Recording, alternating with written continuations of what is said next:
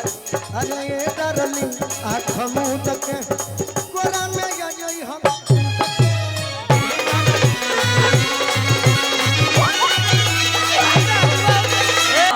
कि झरले पानी रहुए खाती।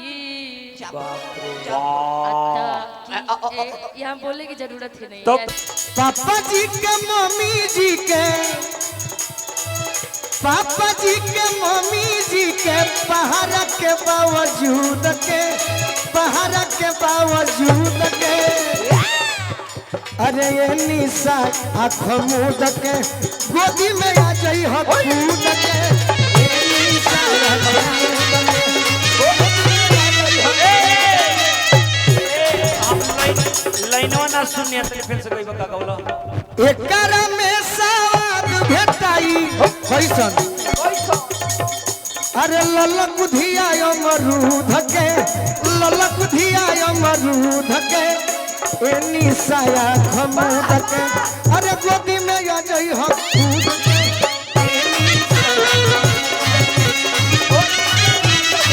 ए डार्लिंग खमूद के गोला में आ जाई हो कूद के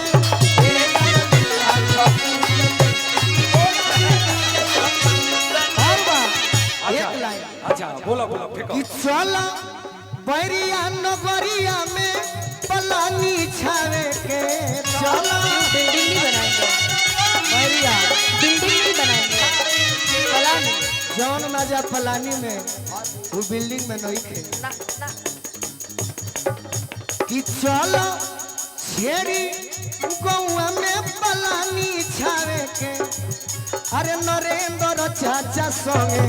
गोरी लिट्टी लावे के ओ नरेंद्र चाचा संगे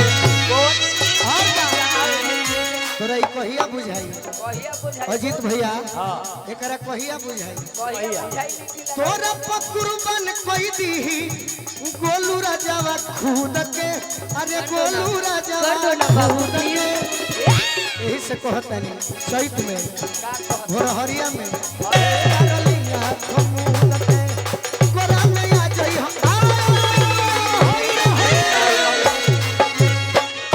तो सरिया एरिया से दवाई के फरलाए राजा तो सरिया एरिया से दवाई के फरलाए राजा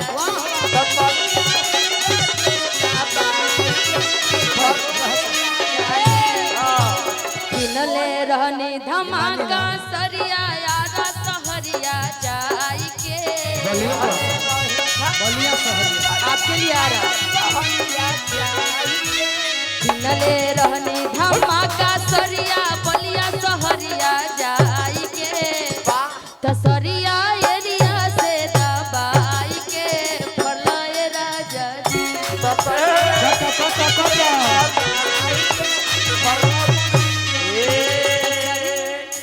चले लू जब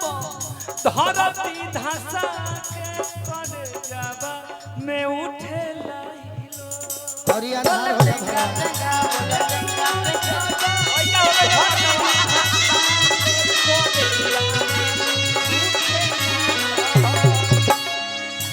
जाए करे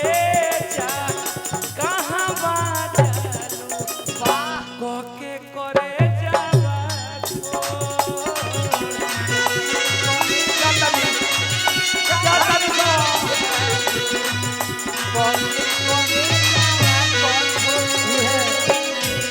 आप मेरे भाई तो हो ही वो भी बड़े गार्जियन आप मेरे मित्र भी हैं वो दिन से भैया से स्टूडियो में से हाँ जान तनी ये अदिति है आई निशा है ये हमारा के चैत में बड़ी धोखा देली जान तनी को आ मनबो करेली आ पूछी कि धोखा कब देली धोखा कब देली आ माने ली को मानेली कब हमारे के कहो ना हम एकरा के बोलत नहीं सुन लो निशा जी के दे ना एकरा मरद चाहिए होई थोड़े भाव लगता ए नालायक मरदा मांगू दया जय भाई के दे आए हाय रे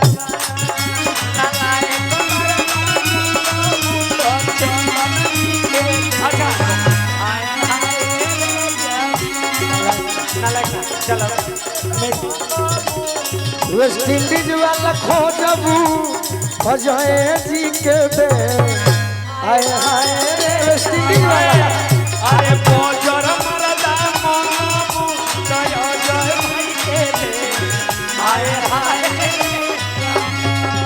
अरे जय सोना मरदा सोना मरदा हाय हाय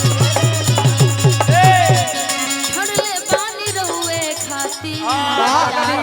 राजा सुंदर वाला के छोड़े रहनी दीवाना रहुआ हमारा ही फेंक दे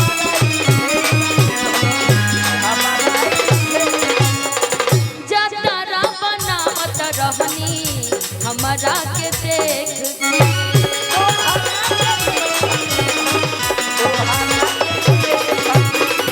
रहनी दीवाना रहुआ हमारा ही फेंक के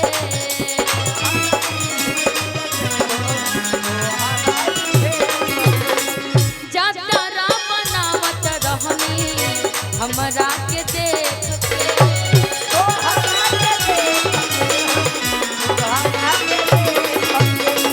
जॉनी शरमाई वो छकाइए राजा जी अरे चाहिए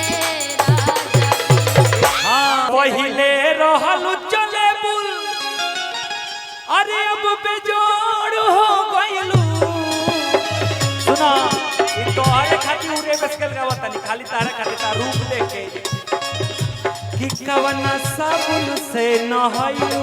अतना साबुन लगाती हो नहीं। गइलू कवना साबुन से नहायू अतना हो गइलू कवना साबुन से नहायू अतना गोरा हो गइलू कवना साबुन से नहायू अतना गोरा हो बताऊं क्यों जब पति प्यार करने वाला हो ना तो पत्नी के चेहरे पे ऐसी चमक बढ़ जाती है जाते हैं कैसे कैसे हम तो तड़ गईनी हो सुन बड़ पैनी हो हम तो तड़ गईनी हो बाके पिया बाके प्यार में सबर गईनी हो वाह